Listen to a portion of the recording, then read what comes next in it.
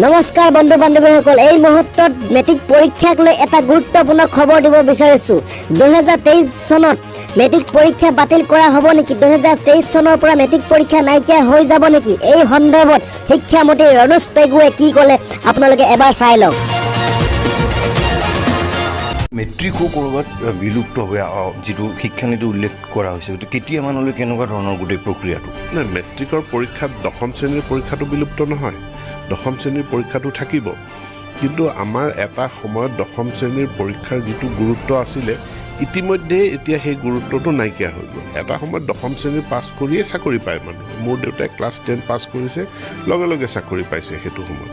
কিন্তু আজিৰ যুগততো আৰু সেইটো পৰিস্থিতি নাই। গতিকে দশম শ্ৰেণীৰ পৰীক্ষাটো থাকিব, কিন্তু গুৰুত্বটো দ্বাদশ শ্ৰেণীৰ বেছি হ'ব। আৰু এটা গুৰুত্বপূৰ্ণ কথা যে ছেবা আৰু Assam higher secondary education council একেলগ হ'ব, এনেকুৱা এটা প্ৰক্ৰিয়াও চলি আছে। কেতিয়া হ'ব, গোটেই প্ৰক্ৰিয়াটো কেনেকুৱা? যিহেতু বিদ্যালয় শিক্ষা এতিয়া দ্বাদশ শ্ৰেণীলৈকে, আৰু আমি বৰ্ডৰ এক্সামটো আমি 9ৰ পৰা পাতিব বিচাৰিছোঁ। অৰ্থাৎ নৱম শ্ৰেণীটো বৰ্ডৰ পৰীক্ষা হ'ব, দশমতো হ'ব, একাদশতো হ'ব, দ্বাদশতো হ'ব। গতিকে এই যিটো নতুন বিন্যাস হ'ব, আৰু এইটো নতুন শিক্ষানীতিও কৈছে যে আমাৰ দুইখন বৰ্ড একেলগ কৰিব লাগে। আমি গোটেইটো প্ৰক্ৰিয়া চলাই আছোঁ, আৰু কৰিলেও আচলতে আমাৰ দুইটা কাৰ্যালয় থাকিবই, দুটা বেলেগে বেলেগে। এজন চেয়াৰমেন হ'লে এজন কো চেয়াৰমেন হ'ব, কিন্তু একত্ৰীকৰণৰ প্ৰক্ৰিয়াটো চলি আছে।